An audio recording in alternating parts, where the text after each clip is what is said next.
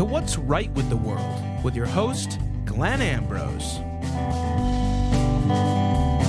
Hello, welcome to What's Right with the World. Today, Ben is going to tell us our news story. Go for it, Ben.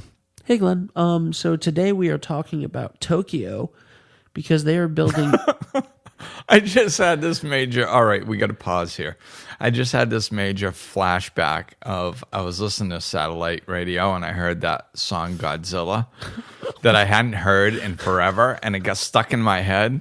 And when you said Tokyo, all I'm hearing is... there goes Tokyo in that song in my head from the Godzilla song. All right, well... So flashback from my teenage years. Cool. Thanks for sharing it with me. Well, so now we're going to actually talk about the news story. Tokyo has not been destroyed. It is alive and thriving, and they are getting ready for the 2020 Olympics. I hope Godzilla doesn't come. Large lizards be damned. They are building eco-friendly solar roads ahead of the 2020 Olympics. And this article comes from The Independent in the UK. The Tokyo Metropolitan Government plans to introduce solar roads that collect energy from the sun via solar panels installed beneath the surface of the roads.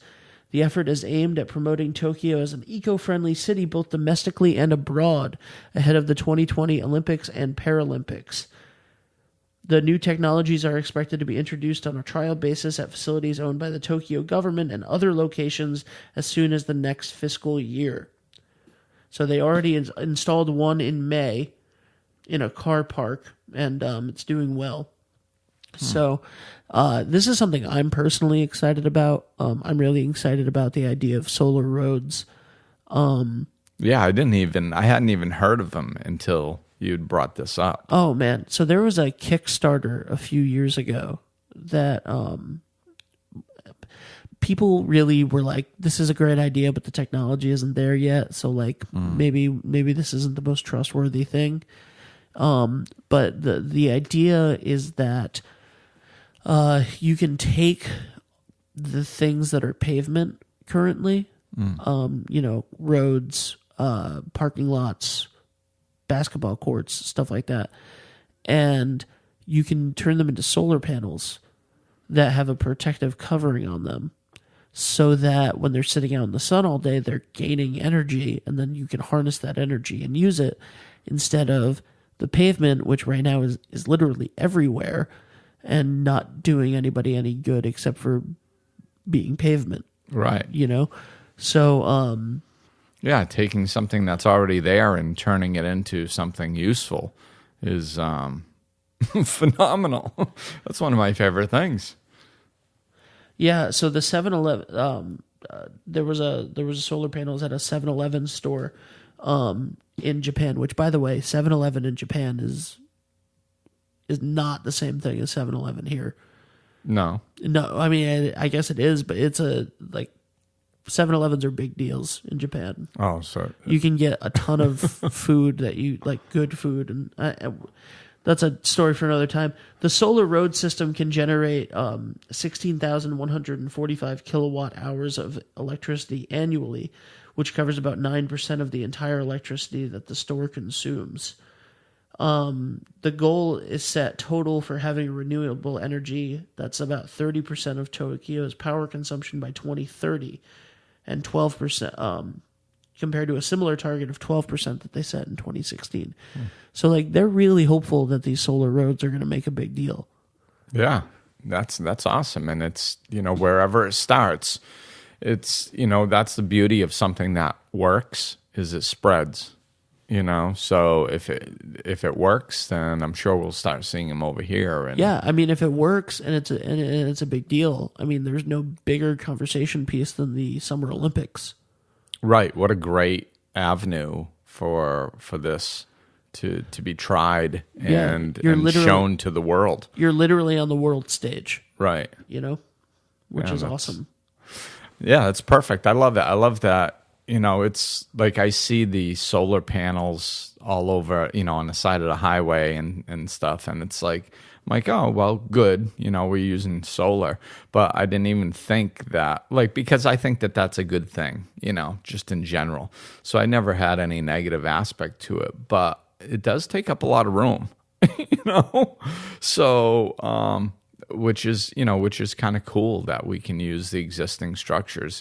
It reminds me of the same mentality of putting those soccer fields on top of subway stations. It's like you've got things that are out there. Let's turn them into something that's more that has a purpose, right? And people that have gardens on the rooftops in the cities, and all that type of stuff. I love that mentality of taking something that we already have available and turning it into something that's useful.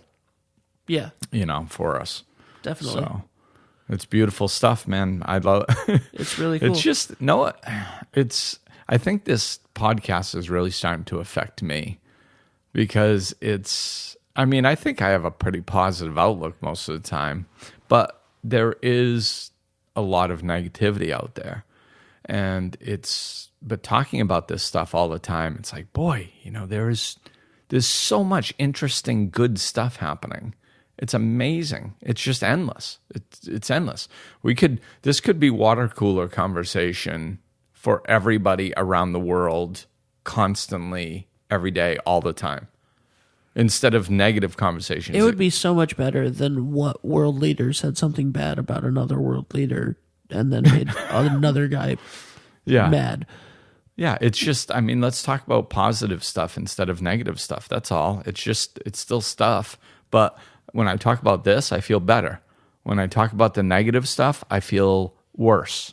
I feel tight. I feel constricted. This, I feel happy and open. It's the whole purpose of the show. It's the whole purpose of the Great Love Project. What you put attention to expands. Exactly. So what do you want to feel?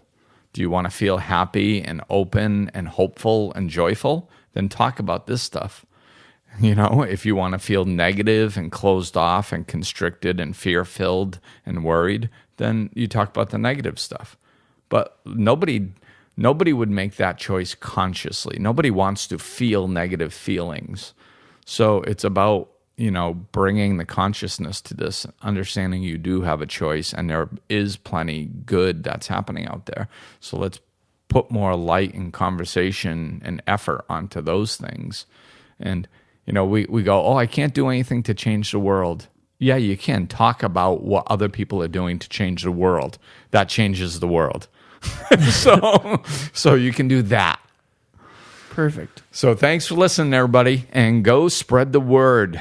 Yeah, use the hashtag What's Right with the World. Use the hashtag The Great Love Project. Share the things that are positive and share the things that you love. Do it. Later. Glenn is available for life coaching sessions, in person or via phone and Skype. To book an appointment or for more information, go to glennambrose.com, follow him on Facebook and Twitter, or click the link in the description of this episode.